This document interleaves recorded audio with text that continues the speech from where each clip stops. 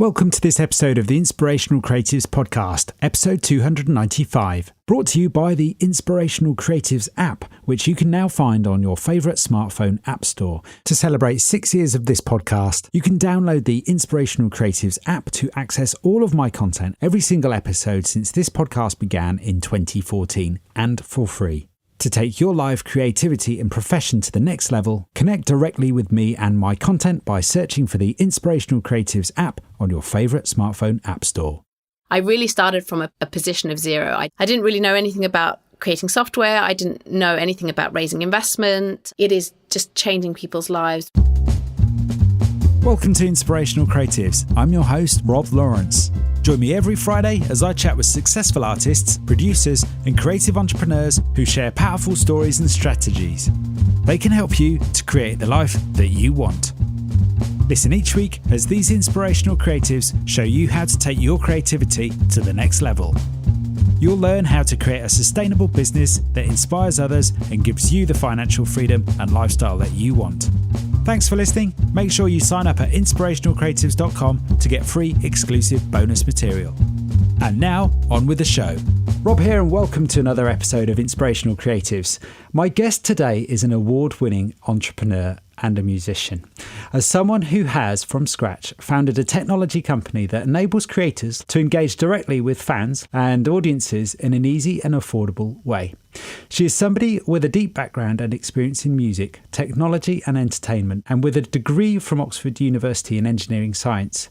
Today, her technology allows any creative to create a subscription-based business to connect with their audience or community using a high-quality website or app of their own.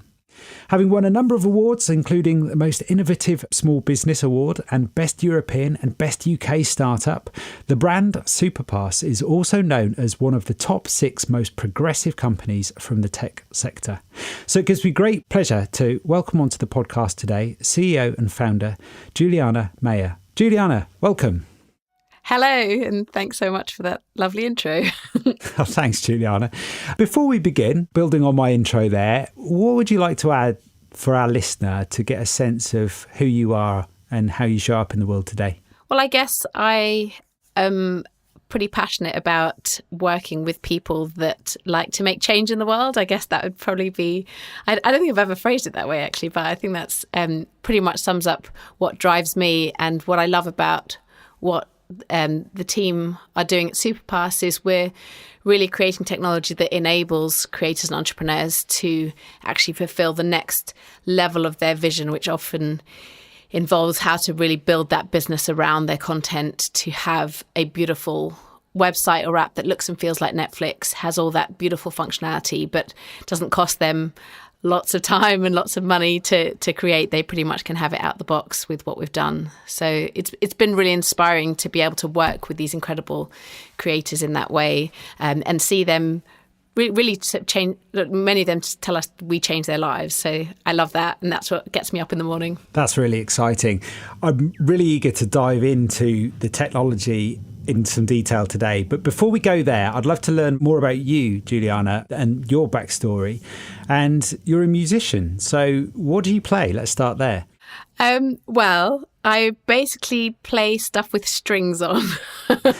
So my main instrument is cello, but I also play guitar and piano and all sorts of other strummy type instruments. So bass and ukuleles and guitar-leles, which is a really cool little hybrid between a guitar and a uke that I love, particularly at the moment. But yeah, basically strings is the main area that I tinkle on. That's awesome. And how did you get into strings? What's the background? Well, I started playing the violin when I was 3. I think I was 3 or 4, and then but my mum played the cello. So my big brother played the violin and my dad played the guitar and my mum played the cello. So I sort of started on the violin because I guess I was quite small and it was quite a good little small thing to start on. But I basically said to my mum, I really want to play that, when I saw her cello and used to hear her play that. So when I was finally big enough at the age of 6, I was allowed to to finally start on the cello. And really, that's where my heart's always been. I find it just kind of resonates right in the chest chamber when playing it. So I do really love the cello. But then as I got older, I did do quite a lot more on guitar. I love writing songs. So my family always writes songs. So I sort of grew up in whenever there was a birthday or something, we'd all write a song for each other and stuff like that. So I grew up in this family where we always were just making up music. That's awesome. Yeah. So lots of inspiration around you there with a family that was very much into music by the sound of things. And it goes on, actually. I have a little 3-year-old, and a lot of the time we'll just make up songs. We'll make up stories and songs and all sorts of things. So it's nice to kind of see that tradition continue into the next generation. That's brilliant. I love that. So just on that, though, what was life like for you growing up? You know, what sort of music were you listening to, and what was your environment like? And was it quite a creative environment? Was it conducive to creating? It sounds like it was a sort of quite a creative upbringing that you had. So I grew up, my early years, I grew up in South Africa. And actually at the school that I went to, it was quite unusual to play classical instruments. So my brother and I were one of the only kids who actually played classical instruments. So we always used to get kind of rolled out in the school assemblies to play to everyone. And so I guess I was always kind of performing from a very young age. I played in the Johannesburg Youth Orchestra, the Waterfront Youth Orchestra at the age of 12. So I was always doing quite a lot of musical stuff from a very young age. And then when we moved to England when I was a teenager, that's really for me when the real fun stuff started, because then that's when I first got into being in a band, and we used to just spend all of our spare hours creating music in attics, and annoying the neighbours, and, you know, lots of things like that. So it was a really kind of mixed experience, depending on that different stage. And I remember when we were at school, at high school, and a friend of mine, we played in a band together, and actually she now writes hit songs she just had written a song for Kylie Minogue on her #1 album that came out last week, and she's written a #1 song for One Direction and stuff like that. Anyway, we were in a band together when we were teenagers, and then I remember we were playing, so I was leading the cello section and she was leading the violin section, and I remember a friend saying how funny it was that we were playing these really kind of leading the classical orchestra during the day, and then in the evenings we'd be rocking out the rock venues in all these really dingy, crazy places we used to play in our rock band. So it's kind of, even then I kind of had this kind of dual experience of what I was doing. Yeah, brilliant. A very sort of rich and diverse kind of life you were leading almost on a daily basis there. Yeah. Brilliant. For you, what have been some of the highlights in your life so far from a musical point of view, I mean? So I think probably the most fun thing I did was when we had the 2012 Olympics here in the UK, I wrote Norfolk's official Olympic song, and we had this wonderful collective of musicians that had auditioned from all across Norfolk, that had auditioned to be part of the band that played when the Olympic torch reached its final, when it was doing the tour around the UK, it came to each city, and when it reached its final Norwich destination and lit the stage in Norwich, there was a group of us that were performing on the stage, and we performed that song that I'd written. And that was really fun because it'd been playlisted on the local radios for a few weeks before that as well. So when we performed it, everyone was clapping along and singing along, and it was just such a wonderful feeling, just being part. I mean, I've always been I've loved the Olympics, so it was really nice to kind of be part of it in that very small way. So yeah, that's probably the most fun thing that I've done. That's a really great story. I love that. It's one of those things, isn't it? You always remember where you were. Well, I certainly remember where I was when the Olympic torch was going around. And curiously, I was in Oxford at the time, and you did a degree in Oxford, at Oxford University in engineering. So yes, yeah, I lived there for about 7 years, yeah. What's the link there in terms of engineering, and how did that come about in your life? Okay, so this is where the other double life thing that I kind of feel like until SupaPass, I was living a double life. And what I love about SupaPass is it brought those two very different sides of my life together. But yes, basically I love solving problems. I love science and maths. And most of all, I love making systems more efficient. It's kind of like my thing.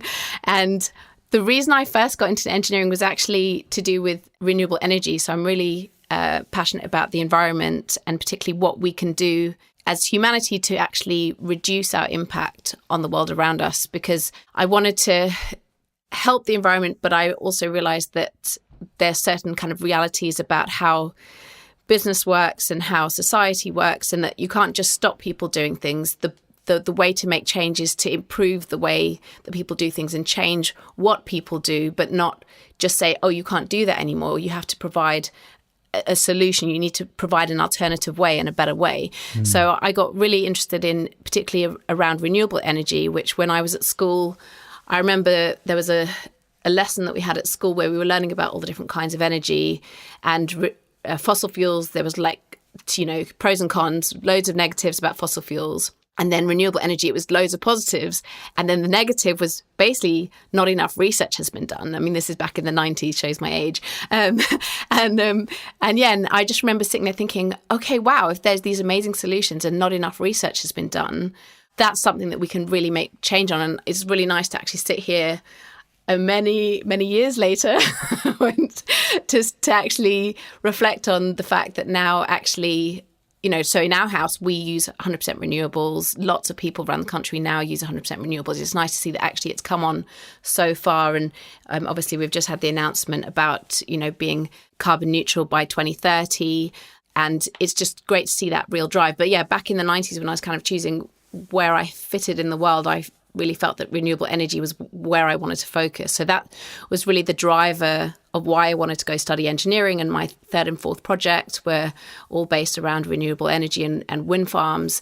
And I did some work for an engineering firm in similar areas. So that was really why I chose the engineering route. But the problem for me was I had this kind of dual passion in my life where I love music so much. And I basically, following university, kind of made this deal with myself that I would go and make music until I, try and make a living out of it. And if I couldn't, then I would go back to engineering. And luckily, I've been able to make a living out of it. Maybe not so lucky not to have gone back to engineering. But the weird thing is the journey then took me to SupaPass, which I feel like we are really helping people all over the world. So it does feel that it's all kind of come together, but obviously not on the kind of renewable energy side, but in lots of other ways. Yeah. So let's talk about that now. So where and when was SupaPass born? So as I say, after university, I was working in the music industry. I was basically running my own label, primarily to release my own music. And I felt that there was a lot of things that we in the music industry were doing that could actually be automated and didn't have to, there's a lot of effort and time that everyone puts in, and particularly around the relationship between an artist and their superfans, I felt that there was a lot of automation that could happen there. And that's really where the original sort of seed idea for SupaPass came from, was that I wanted a platform where an artist could get a micro subscription from their superfans each month, in return for that artist being able to really focus on creating new music and not having to do this really, it feels like a really old fashioned way of doing things where you have to focus on an album which you record, you release, and then after you've released it, you then have to spend a year or more promoting it and touring with it, where your fans then are hearing it for the first time, when actually for you it's already an old experience, it's already old music, you're not as passionate about it, and then you have to tour it while actually you're writing new songs, but you can't share those songs with fans yet. So it just felt that actually creating an environment where an artist and their fans can both share in that energy together, which actually is amazing. I've got some cool stories about some of our creators that are literally doing exactly that with the platform at the minute, which I'll happily share in a moment. But also the marketing connection, you'd promote an album and then you'd have to get the word out to all your fans that, okay, the album's been released, now go buy it. But actually most of those super fans, they already know that they're going to buy every single thing that you release. So actually you're going out there spending all this time and energy and money on marketing actually to fans that already want to buy it. And the problem with platforms like Facebook and other social platforms is often the superfans actually miss the announcements. So we have so many examples of artists that have complained to us where they have announced a tour on Facebook where the super fans actually miss that, because with Facebook's algorithms, you can only show that post to, maximum 10% of your followers unless you pay to boost the post. So lots of super fans actually, by the time they hear about the tour announcement, it's sold out. So, now if an artist has an app for their super fans, they can send a push notification just to those super fans saying, the tour's announced, it's just for you guys, buy your tickets. And that means that that's a much more direct connection to the right fans, and you get it before all the touts buy the tickets and all of that. And it means that you're not dependent on that kind of transient social media. I mean, social media is incredible for increasing reach and getting the word out to a wider audience, but when it comes to actually the communication with your super fans, it actually has a lot of things lacking. And we've seen loads of fan bases where they actually set up forums separate to their fan base. And, 5 years ago, we were seeing this with old-fashioned forums, and now we're seeing it with things like Discord, where communities are actually being set up separate to social media because people actually value having a community that is a bit more private, that is a bit more just a group that you can trust, and it's not going to be filled with trolls and people that maybe are just passing through or are going to spread negative words or energy. So I think there's such a value to have a space for a home. I mean, Imogen Heap, who's one of our artists that we work with, she calls it her home online, and she's got about 3 million Twitter followers, and she loves that in her SupaPass app, it's her space, it's her home online, and she can put she's a great example, actually. She puts in all of her, not just her commercial recordings, but loads of recordings and demos that no one's ever heard, that she didn't even remember she did. She's put them all in there, and the fans keep sending her stuff that they've found all over the dark recesses of the internet, and then she's uploading all of that for them. So it's like this amazing hub and archive of stuff that you just can't find anywhere else, and probably most people online wouldn't be interested in. But in there, she's got this wonderful group of people who not only love that stuff, but they'll also help collaborate with her, they'll help create with her. She did these wonderful sessions during lockdown, where she did a live stream every Tuesday and Thursday with live improvisations on a Tuesday, and then a kind of Q&A and discussions with the fans on a Thursday. And these live improvs that went on for, it was hours. She'd sometimes do maybe 8 hours at a time. Wow. She recorded them all, and then she wanted to find out which bits of them the fans loved to then turn into an album. So she actually got them to then go through the recordings and create a Google sheet with all that information of what timestamps they thought were worth exploring further. So she actually mobilized these super fans to actually help in the creative process with her. So it's just wonderful to see the different kinds of things that you can be doing when you really create a space for those very, very special fans. And of course, they're paying a subscription as well. So then she can use that revenue, to fund all sorts of other things. So yeah, a lot of benefits. That's amazing. Yeah, that's an amazing story. And I love that idea of creating a home online, but also creating a hub essentially where artists or creators can connect with their fans and their audience and community and almost enjoy this experience of co-creating together there, as Imogen Heap was doing, which is just fascinating. So what I love so much about that was always the dream when I started SupaPass, was to create exactly that. Exactly the way she's using it was exactly that original vision for it. Obviously, the business as a business has changed and evolved so much. So it was 9 years ago when I started SupaPass, and it's really come along a big journey now. We started very much as that kind of music platform that I described, but now we work with all sorts of entrepreneurs from all sorts of different verticals. So, it might be businesses in e-learning or health and well-being or podcasting. Podcasters actually we have the biggest market sector of our clients is in podcasting, conferences, live events, charities, membership organizations, really, I guess any business with content, which these days is most businesses, we can provide them with a beautiful instant website and mobile apps for their content. And I guess where we really differentiate from other website builders is that it's really designed for lots of content. So some of our clients will have thousands of content assets. Some might only have 20 or 30 videos, but some will literally have thousands. And when you're dealing with lots of content, a WordPress site or something like that, yes, you can make it look really nice, but actually the usability and user experience, if you've got lots and lots of content on there, often becomes quite clunky and quite difficult to navigate and quite difficult to build as well.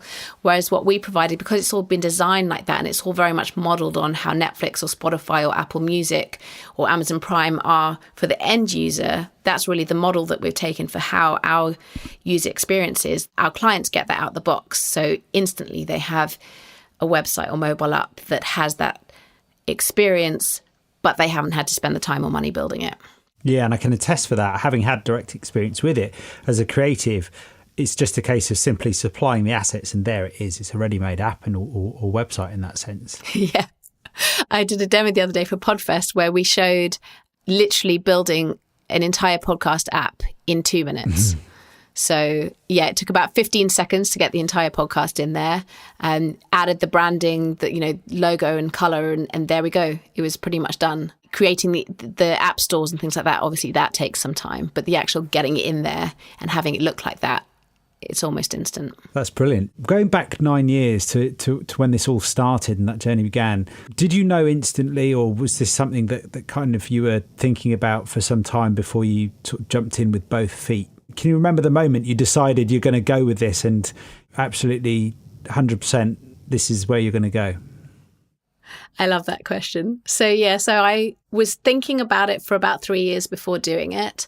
I had the idea about 3 years before and I thought, but this is really obvious somebody's going to do this. And I didn't really want to do it. I was quite happy, creating music and doing all the other stuff I was doing. I didn't really want to found a tech business. And I just got frustrated that it didn't exist. And I really, really wanted it to exist so I could use it. Ironically, I've never had the time to use it ever since I started the company. But I just really wanted it to exist. So it was really from a place of need. And I would have been quite happy for someone else to do it. And then after about 3 years of waiting, I thought, right, I'm just going to make it happen. And I really started from a position of zero. I didn't really know anything. I didn't really know anything about creating software. I didn't know anything about raising investment. I didn't know I'd only recently moved to Norwich, where SupaPass is based. I'd only moved there about a year before.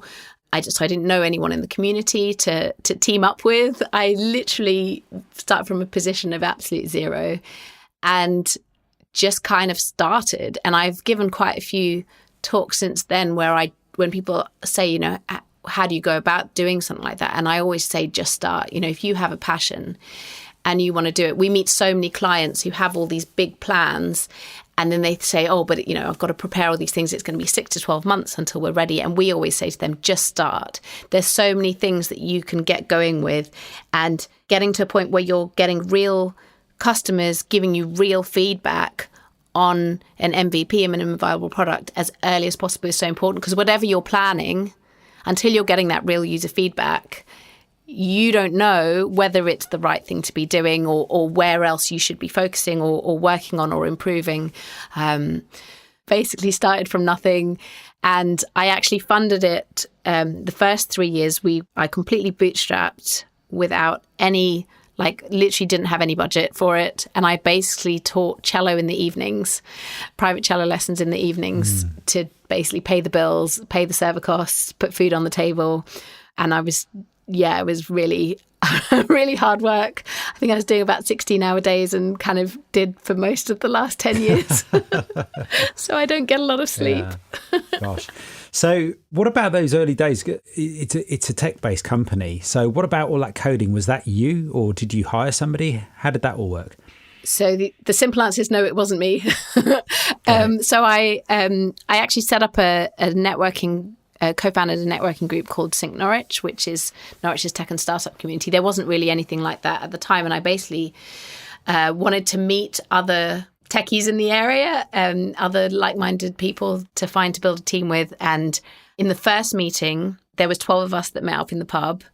And by the second meeting, I'd met a lovely guy called Mike, who we basically spent the first 3 years working on it together. And he basically built the amazing code that he wrote. Yeah, so that was basically the first 3 years, was the two of us kind of just working all hours to get that first stage done until we could get to a stage where it was an alpha product that enough people were using and benefiting from that we could then raise investment.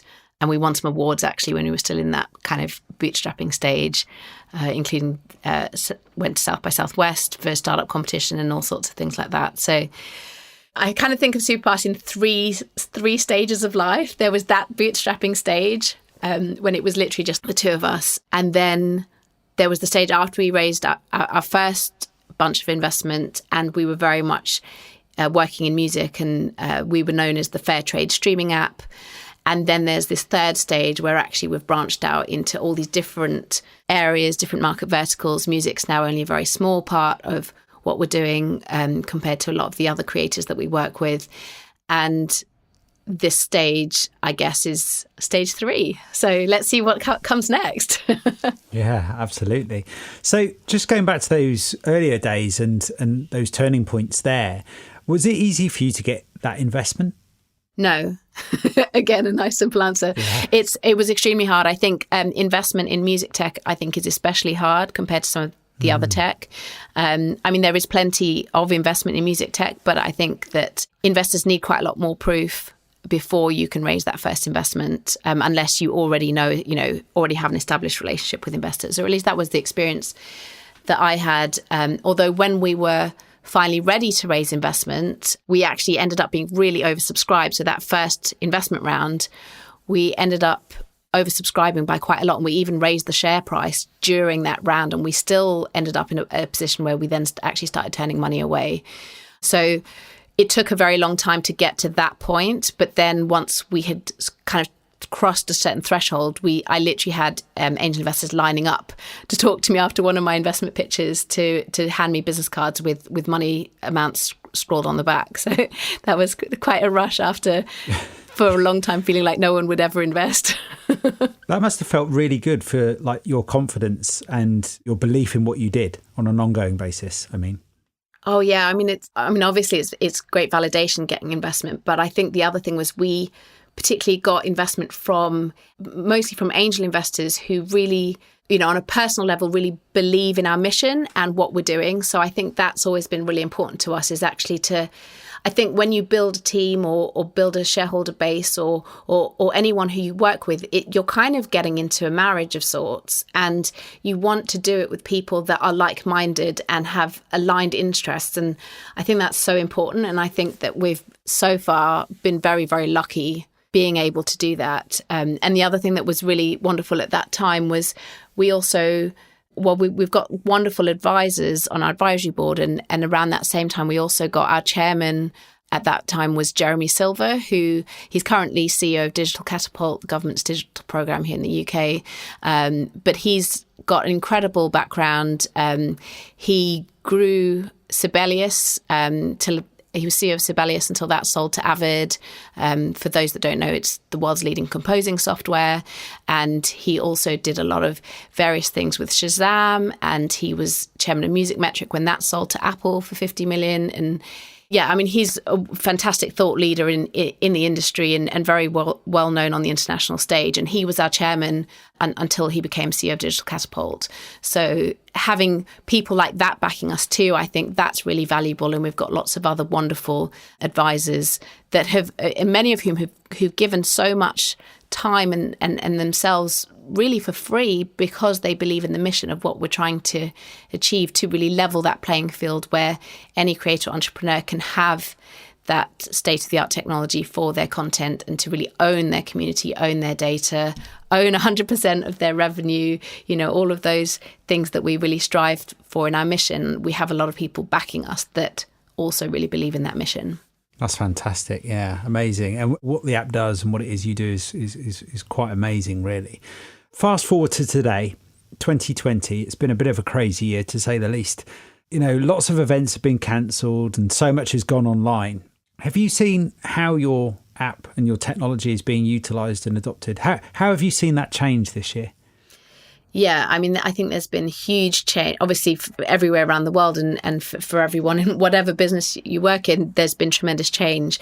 And we've definitely seen a lot of change for us and our clients, and also the types of new clients that have come in during the year. There's been a lot of change. I think people's focus have changed a lot. So whereas before we were often a digital part of our clients' businesses, but they also had other areas. And then what we found when the first lockdown happened was that suddenly all of them were suddenly very much more focused on the digital parts of their business, because they obviously weren't able to earn any money through those other areas, but also weren't having those other areas to take their focus away. And so we saw a lot of them then really focus on driving more content, how they could drive more engagement, how they could bring more users in. And we've actually seen across the board with our clients, them increase their revenue during the pandemic, in some cases over 1,000%. So yeah, quite a big range there. But yeah, it's been phenomenal to be able to actually help them, particularly those that did rely on a lot of revenue before, whether that was from gigs or theatres, or we even saw some that were doing partnerships with gyms who were obviously losing a lot of their membership. So this is some of our fitness apps where they were actually doing partnership with gyms to actually help the gyms retain members. We've got some TV and film clients that did a lot of offers for people to actually draw people, give them things to watch whilst they were in lockdown, just, you know, for free, just because they really wanted to help people have something nice to do during that time, and obviously to build a relationship with them. So yeah, lots and lots of different things. We're now seeing some of our other musician clients also use it to, even if they're a musician that would normally be out there touring. So we've got one of the bands we work with, they toured with Iron Maiden last year on their their world stadium tour, and they've been doing music lessons through the app, selling drum lessons and things like that. So all sorts of create different innovative ways of people making a living from being able to use the power of the technology. So yeah, it's been a huge change for clients. And also we saw a lot of new clients come in because they, similar position, a lot of them said, we've been wanting to do something like this for ages, but now we can finally focus on it. And others that just said, they've just lost so much of their other business and they're just looking for new ways. And we're really excited to see the solution. It might be too early to say, but how do you see it going from here into the future? How do you see the technology evolving and where the demand is likely to be shifting now? Because I think that even though we're still living in quite unusual times, I think a lot that has changed is likely to be on a permanent basis. I can't see things going back. When people are doing more digital, it's unlikely they're going to do less going forward. So what do you see some of the big opportunities being for your app and for creatives over the next few years? So we're definitely living in a more digital world now. And I think a lot of the trends that we've seen coming for the last 5 years, what this year's done is it's really accelerated a lot of those things. And I think that going forward, those trends will just continue to embed and establish themselves. It just might be the pace of change maybe might slow down a little bit again, but I think it's definitely a direction that's just going to continue.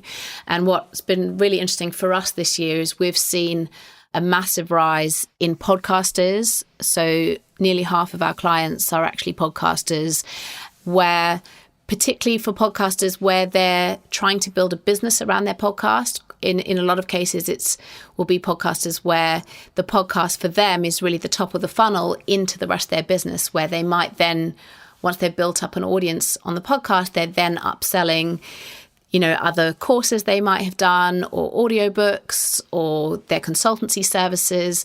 And what we provide for those podcasters is, in that creating a podcast journey, they've already got, a way to record it, a way to host it and distribute it, a way to grow their audience.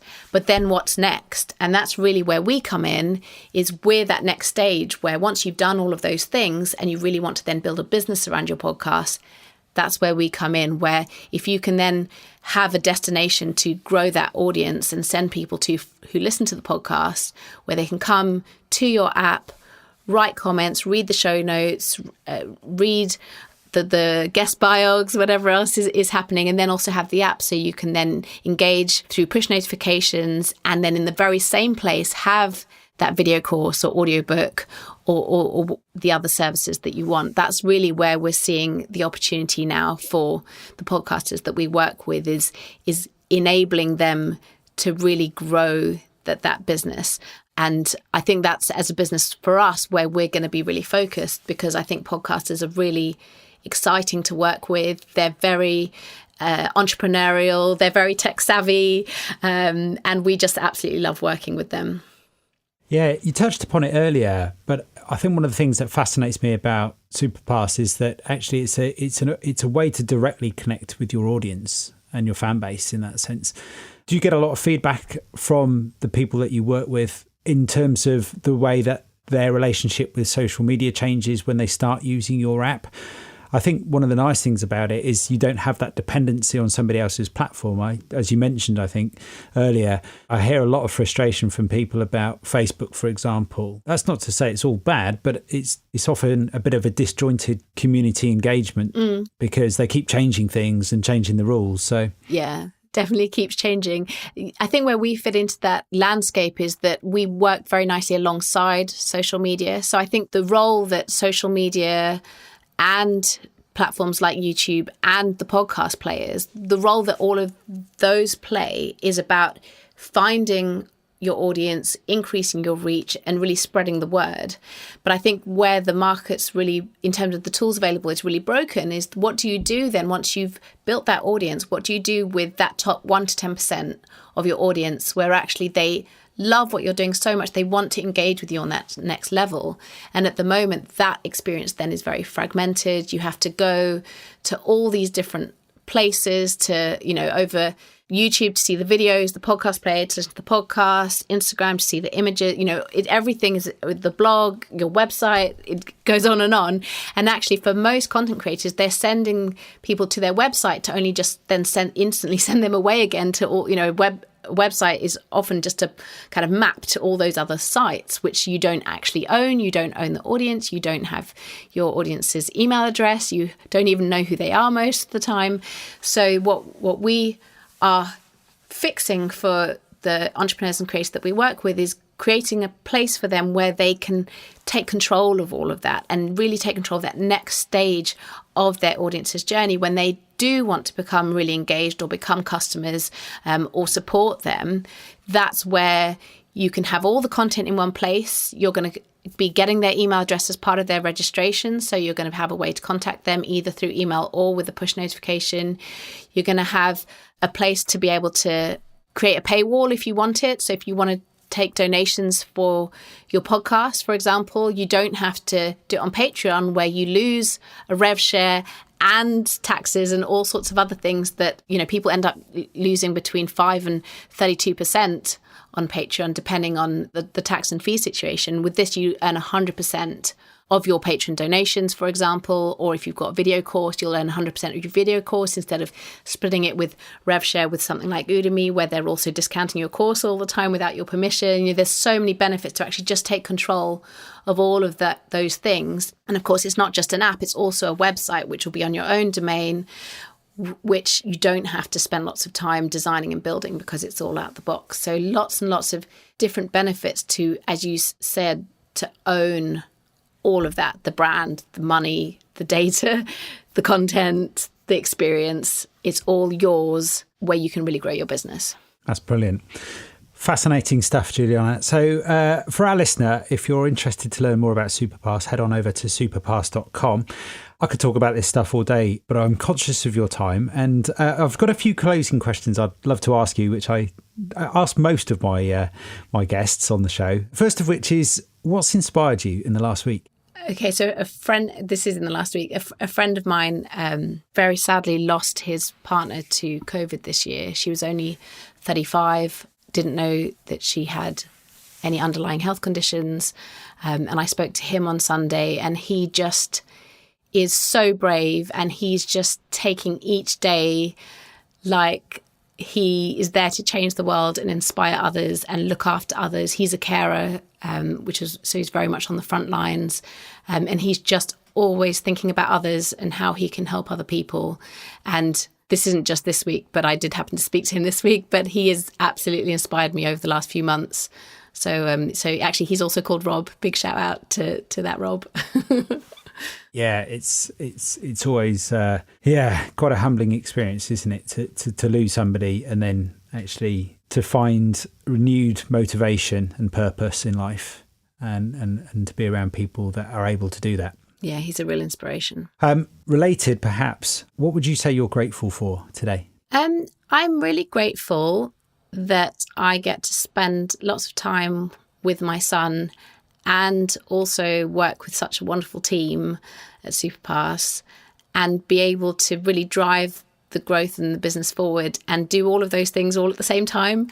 I think it's really challenging being a parent. And I'm explicitly saying, I'm not saying being a mum, I'm saying being a parent, because I know lots of dads who do this in a wonderful way too. And I don't think that they get enough credit for it. So I think it's really challenging being a parent particularly during the last year where, you know, a lot of the time people are having to juggle work from home and looking after kids. And I guess I'm just really grateful for all the lovely time that I get to spend on both of those. And I feel that actually the one thing that this year has brought me is it's been much easier to do all of that together and me not having to travel to lots of places and be away from home, basically. Yeah, it's interesting how there have been some benefits, despite all the devastation, if that's the right word, that's gone on this year.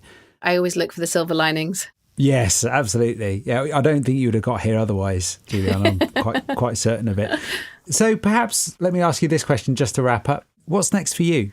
So I guess we have been developing SupaPass and iterating it and learning about what people really need for a long time. And where we are now is that we're seeing really amazing take up where it is just changing people's lives. We've got various different clients that say either it's a game changer for them or they couldn't live without it or they couldn't be doing what they're doing without it. And what I really want to do next is just see us get the word out about what we can do for businesses and, you know, entrepreneurs and creators much, much wider.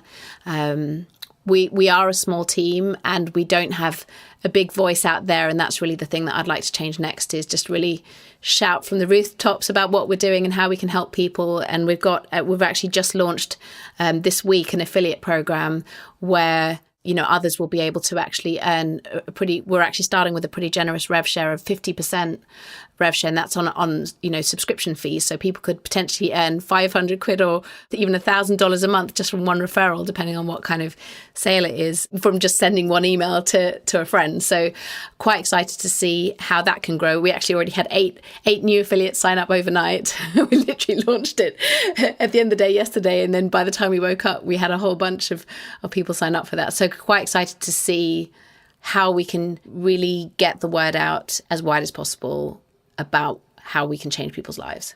Great stuff. And finally, where can our listener find out more about you, Juliana, and of course, SupaPass? So the best way to find out about SupaPass is at our website, which is super with an A, so SupaPass.com.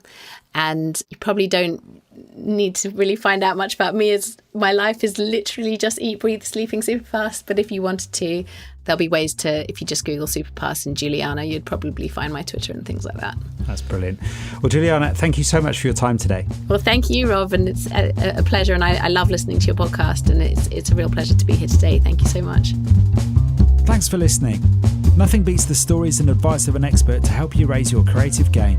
I would love to know what you thought about today's episode, so don't forget to subscribe in iTunes, where you can rate and review the show.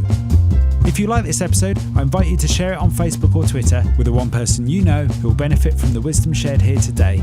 You can find the show notes on inspirationalcreatives.com/podcast. If you have a burning question or a great idea for a guest, head on over to inspirationalcreatives.com/contact, where you can connect with me there.